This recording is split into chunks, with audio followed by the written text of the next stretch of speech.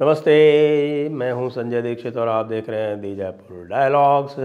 हमारे आपण merchandise store को विज़िट करें और वहां जाकर अपनी पसंद के वस्तुओं को टी शर्ट्स, पोलो शर्ट्स, हुडीज़ इत्यादि क्रय करें। मग्स भी हैं और वहां पर पुस्तकें भी हैं साइंड। बात करेंगे आज के इलेक्शन सीज़न में एक और इलेक्शन की। जी हाँ, अब हम बात करेंगे तेलंगाना इलेक्शन की, जो अकेला अब बचा हुआ है। 5 में से 4 इलेक्शन तो हो गए। मिज़ोरम पूरा हो गया, छत्तीसगढ़ पूरा हो गया, मध्य प्रदेश पूरा हो गया और 2 दिन पहले पूरा हो गया राजस्थान का इलेक्शन। अब इनके जो परिणाम आने वाले हैं उनके बारे में हम विस्तार से कई बार चर्चा कर चुके हैं, लेकिन तेलंगाना की हमने चर्चा इसलिए भी नहीं की क्योंकि तेलंगाना में इस बार हमारी टीम एक्टिव नहीं है। और उसके एक्टिव नहीं होने का एक कारण है। एक्टिव नहीं होने का कारण ये है कि 5-6 महीने पहले जब हमने असेसमेंट किया तो हमें ये लगा कि भाई यहाँ तो बीआरएस का सीधा सीधा मामला है और यहाँ पर अपना एफर्ट, टाइम और रिसोर्सेज वेस्ट करने की आवश्यकता नहीं है। लेकिन भाई मामला तो दिलचस्प होता जा रहा है, रुचिकर होता जा रहा है, इंटरेस्टिंग होता जा रहा है। जैसे जैसे चुनाव पास आ रहे हैं वैसे वैसे ऐसा लग रहा है कि भाई ये जिसको हम कह रहे थे कि 1 हॉर्स रेस है, ये 1 हॉर्स रेस नहीं है। इसमें तो 3-3 घोड़े लग गए हैं।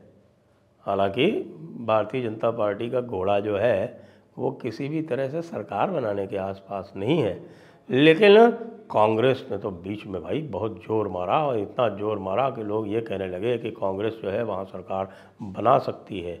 लेकिन बीच में भाई जो तीसरा घोड़ा है वो जब एक्टिव हुआ तो फिर पता चला कि भाई कांग्रेस का मामला भी थोड़ा इसने बिगाड़ दिया है और बीआरएस का भी काफ़ी कुछ बिगाड़ दिया है।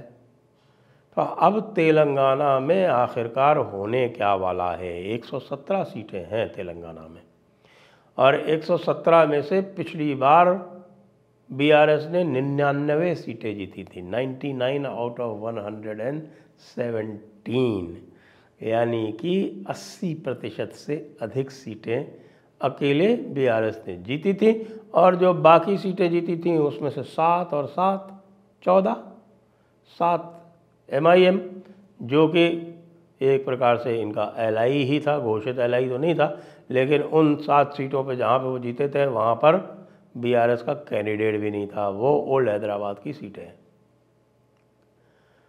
तो 7 सीटें एमआईएम, 7 सीटें कांग्रेस और हमारी भारतीय जनता पार्टी एक अकेला टी राजा सिंह, घोषा महल।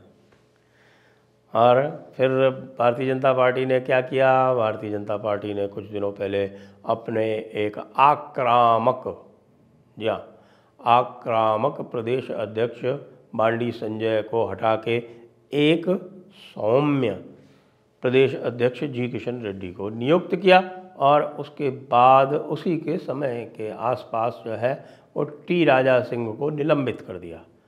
उसके बाद से भाई साहब ये पता चला कि भारतीय जनता पार्टी के झंडे उठाने वाले भी कम पड़ गए। बिल्कुल जैसे कहते हैं ना कि एक फुल स्पीड पे 100 किलोमीटर की स्पीड से या 120 किलोमीटर की स्पीड से आपकी एसयूवी जा रही है और अचानक उसमें पंक्चर हो जाए, वो स्थिति हुई। और इसलिए जब इलेक्शंस का अनाउंसमेंट हुआ तब यही था कि भाई भारतीय जनता पार्टी तो अपनी जो एक सीट है उसको बढ़ा के 3-4 तक लिया है तो बहुत है। और उस समय तक इन्होंने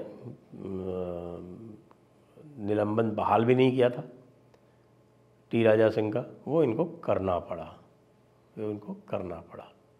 करना क्यों पड़ा? क्योंकि जो राजनीतिक विवशताएँ होती हैं और जो राजनीतिक यथार्थ होता है वो इन फालतू के निलंबन और ये जो ग्रैंड स्टैंडिंग होती है ना, जिसमें आप अंतर्राष्ट्रीय आप अर्जित करना चाहते हैं कुछ प्रशंसा इत्यादि वो फिर काम नहीं करती है। वो आप अंतर्राष्ट्रीय प्रशंसा ले लें या आप सीट जीत लें, तो भाई अंतर्राष्ट्रीय प्रशंसा को मारो गोली, भले ही उसने हुजूर नबी की गुस्ताखी में कुछ कहा हो, हालांकि नाम नहीं लिया उन्होंने, एक बार भी नाम नहीं लिया, लेकिन उसके बाद भी जो है हमारे आशिक़ रसूल जो हैं वो नाराज़ हो जाते हैं, बिना नाम लिए भी नाराज़ हो जाते हैं। कि क्यों नाराज़ हो जाते हैं जी? अरे भाई आपकी ख़ुद की हदीस में लिखा है 5134 बुखारी, 1422b मुस्लिम, नसाई में भी है, सब में है, सही हदीसें हैं। और नाम लिए बिना एक वाक़ये का वर्णन कर दिया, उस पर इतनी सख्त नाराज़गी हो गई कि टी राजा सिंह को NSA में डाल दिया। लेकिन फिर जो टी राजा सिंह ने जब अपनी रैलीज़ की हैं महाराष्ट्र में, तो लोगों की आंखें फटी की फटी रह गई हैं। और टी राजा सिंह का जो उसका पुल है, जो टी राजा सिंह का आकर्षण है, जो टी राजा सिंह की धमक है, जो खनक है, वो और किसी में तो है ही नहीं। तो मजबूरी में लेना पड़ा। और उसके बाद फिर अचानक पता नहीं क्या हुआ कि सब लोगों को रुचि जाग गई। कांग्रेस जो थी वो आगे बढ़ रही थी, BRS को चैलेंज कर रही थी।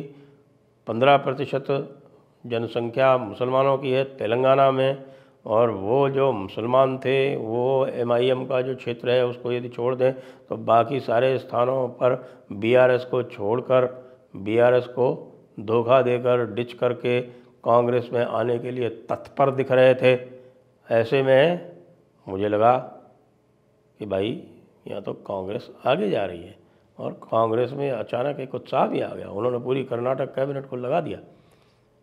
और उस उत्साह के चलते ऐसा लगा कि भाई ये जो कॉम्बिनेशन बनने वाला है, यदि 50% से 60% मुसलमान चले गए कांग्रेस के पास में, उसके बाद जो उनका जो परंपरागत थोड़ा बहुत जो वोट बैंक है और उसके साथ में SC ST चले गए उनके साथ में, तो भाई ये तो लगता है कि चैलेंज कर देंगे। फिर आरोप तो थे ही BRS के विरोध में, BRS के विरुद्ध बहुत सारे लोग थे, लेकिन फिर जनसेना के साथ में भारतीय जनता पार्टी का एक गठबंधन होता है। और उसके बाद फिर मडिगा कम्युनिटी जो है, जो लगभग 80% है SC ST कम्युनिटी तेलंगाना की, और उस मडिगा कम्युनिटी को आरक्षण के लाभ नहीं मिल रहे हैं, क्योंकि जैसा कि हर स्थान पर होता है, जो प्रभावशाली वर्ग हैं शेड्यूल कास्ट में, वो सारी बेनिफिट, सारी सुविधाएं, सारे लाभ ले जाते हैं।